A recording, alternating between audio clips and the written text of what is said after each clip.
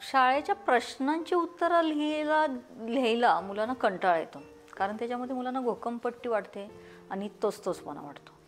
तर त्याच्यापेक्षा आपण जर जो धडा मूल शिकलेला आहे किंवा जो मुलाला तो आपण शिकवलेला आहे त्या धड्यावरचेच प्रश्न मुलांना तयार करायला सांगितले तर तो मुलांच्या दृष्टीने आव्हानाचा कार्यक्रम असतो. प्रश्न तयार केले का? मग आता ते पुन्हा लिहून काढताय का रे? काढा बघू लिहून. 5च प्रश्न तयार करायचे.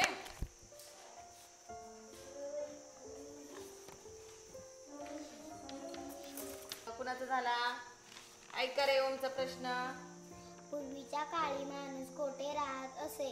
छान. पूर्वीच्या काळी माणूस कोठे राहत असे. धड्यावरचे प्रश्न मुलांना करायला सांगितले तर मुलांच्या दृष्टीने ते आव्हान असतं आणि अशी आव्हानं स्वीकारायला मुलांना खूप आवडतं. म्हणजे मेंदूचंच गरज ही आव्हानं आहे. मेंदूचं खाद्य आव्हान असेल तर मेंदूला जेवढं आव्हान देईल तेवढं मुलं काम तेवढ्या वेगामध्ये करत असतात. प्रश्न तयार करणे हे मुलांच्या पुढचं आव्हान आहे.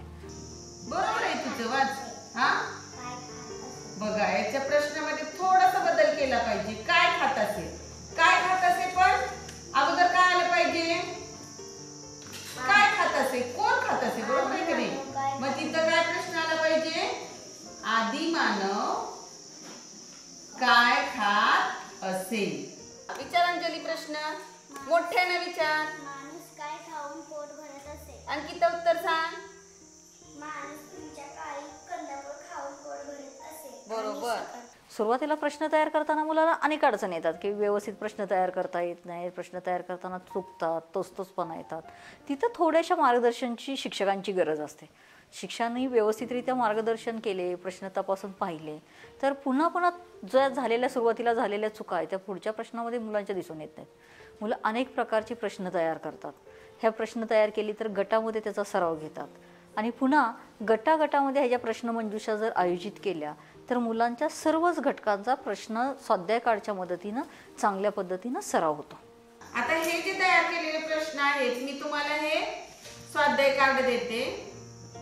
याच्यावर काय करायचे? ते प्रश्न लिहून काढायचे आणि मग आपल्या संग्रही ठेवूया आपण. हे घ्या. सुरुवात करायला यायला.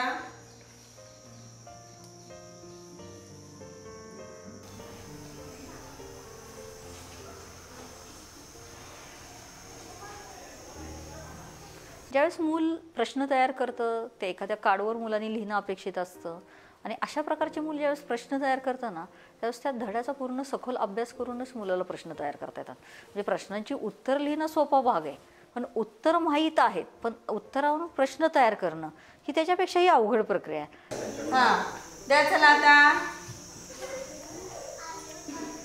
हे आपण इथं आपल्या संग्रही ठेवूया आणि नंतर तुम्हाला ज्यावेळेस वेळ असेल त्यावेळेस याच्यातले कार्ड प्रत्येक गटागटात वाटून घेऊन त्याची प्रश्नांची उत्तरं लिहायची.